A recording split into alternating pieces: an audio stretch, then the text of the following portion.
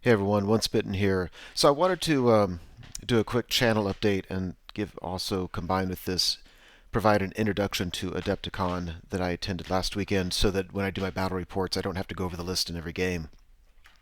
So it seems that lately I've been spending a lot more time on doing general PR, public relations work, trying to promote the hobby than I have actually been playing games. I seem to have been playing very few games lately.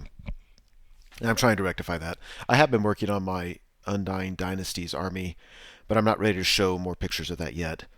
So, yeah, so I think 2 or 3 weekends ago, I was the tournament organizer for Brawler Bash, and that I felt was successful. I think I've talked about it before on the channel. I noticed when doing Brawler Bash that terrain was becoming an issue. The terrain that we used for the tournament, it seemed that the store a lot of the terrain was beat up and missing, and just a lot of problems with it. And so the first thing that I did after it is I arranged with a couple other guys who play this hobby to go into the game store and, with their permission and a little bit of their help, to totally go through their terrain. So this is a picture of Shannon. He was last year's Mid-Atlantic region winner in the game. He's probably my most frequent opponent with his ogres.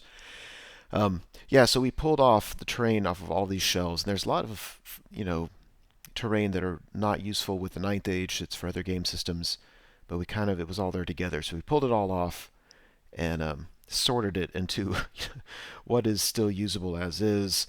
And then over here on these tables, this is not a complete shot, by the way. Those tables were full. Those first three tables, things that needed to be repaired and things that we wanted to consider before throwing away.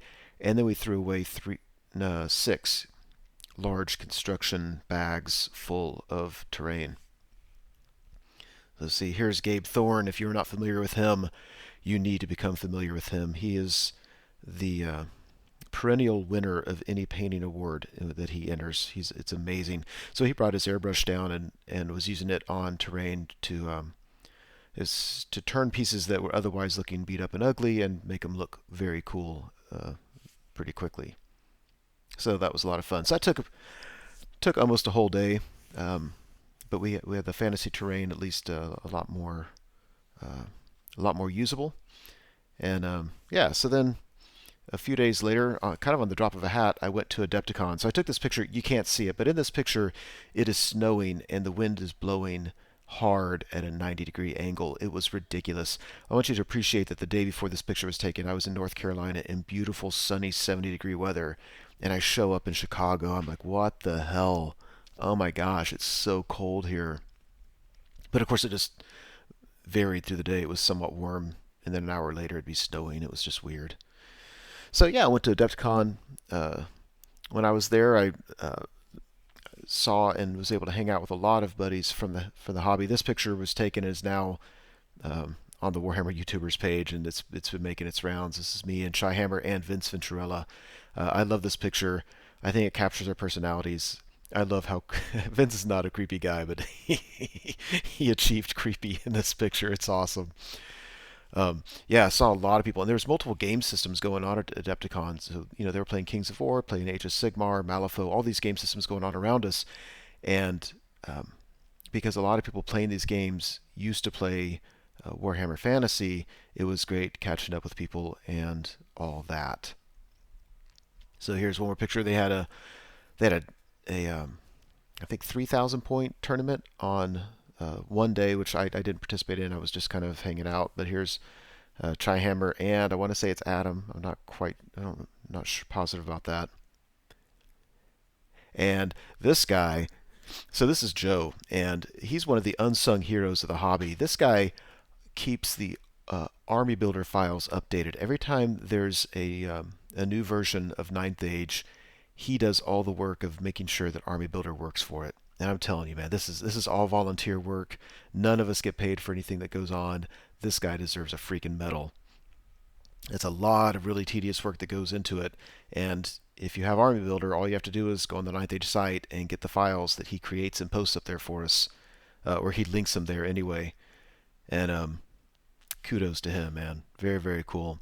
So I wanted to play in this tournament in one of the day's tournaments while I was at Adepticon. So Friday was a singles tournament, 2,400 points. I thought that would work. The problem is I attended just the very last moment. I did not have an army to take.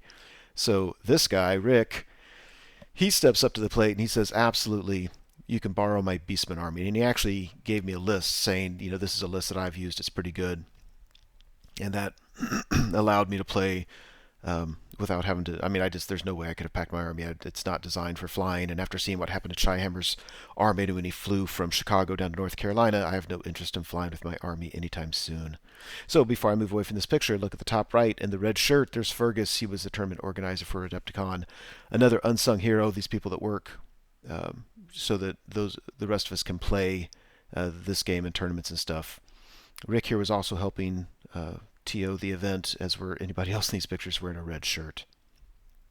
So this is the very nice looking army that I use. I need to have better pictures of it. Hopefully my battle reports, they'll show up. I'll go through my list, but you can get a feel for what it is and what it looked like. And this is my list. So so Rick gave me a list and I looked at it. I tweaked it a little bit to fit my style a little bit better. But I didn't want to play around with the models too much, swapping stuff out because I didn't know what he had and I didn't have time to go back and forth with him on it. So there's a Beast Lord. He's got Aegor's flayed hide. So this is a very expensive magic item. It gives him +1 toughness and regen. Combine that with the Gem of Dragonfire, so now he has a 2-up ward versus Flaming and a 4-up regen against anything else except for Lethal Strike. And this guy at toughness 6 is very difficult to wound. He has the Blessed Sword, so he gets to reroll failed rolls to wound, and you have to reroll ward saves. I love this build. I think it's just a fantastic Beast Lord build. I'm okay with him being Leadership 9. I don't take the +1 Leadership banner anywhere. I think Leadership 9 usually does the trick.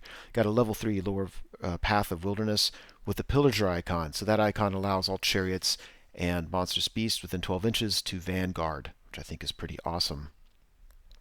Then I have a Battle Standard Bearer. He has totems because they're fantastic, I think. He has the +1 Strength banner. Again, we're playing version 0.11. This is not version 0.99 or anything more recent than that. So this one is the way it used to be designed, meaning it gives +1 strength to everyone in the unit. So for core, got a big. I could be slightly wrong on these numbers. I'm kind of going off memory here because I didn't bring a list back with me. But a larger unit of Wild Horns with the Blooded Horn totem, extra hand weapon, and then a smaller unit of Wild Horns, same build. 2 Raiding Chariots, 2 units of 5 Gargoyles, each, both with Scouting, 2 Razor Tusk Chariots, 2 Razor Tusks, 2 independent single model units, a Briar Beast, 2 Beast Giants with Looted Booze, and a Jabberwock. So when you look at this, the theme this is built around, the strategy it's built around, is you have 4 chariots and the 2 Razor Tusks that can vanguard as long as within 12 inches of the spellcaster, and then your giants can also vanguard. So you have just a lot of stuff vanguarding up before the game even starts. I mean, this army is on you in a heartbeat. The gargoyles scout, so these gargoyles are better than traditional, like when other armies have harpies and stuff. These guys are tougher than that. And then I've got a unit of 30 wild horns popping up behind your lines, and a briar beast that can pop up in the woods. So it's just, as the opponent, what do you do against this? I mean, I'm on you in a heartbeat. If I vanguard up, I can't charge if I go first. But what I realized after pondering this list just a little bit in preparation for game 1 was it's not about vanguarding up and trying to charge turn 1 or turn 2. It's about vanguarding up and limiting your opponent's options and just kind of controlling the board that way. And then you can still be patient with your charges. This list, of course, doesn't have any single Death Star unit or anything, so you need a bunch of combo charges, but you really should be able to get those. So when I saw the list, I'm like, yeah, this is one of the archetypal lists that I think the Beast Herds book was designed to give, which is a lot of smallish units, very, very fast. They jump on your heartbeat, and when they hit, they can pack a punch. So I was very, very excited to play it. So when I go to my battle reports, I will not be showing my list then. Here it is, and hopefully you can figure it out from that. I look forward to giving you the reports.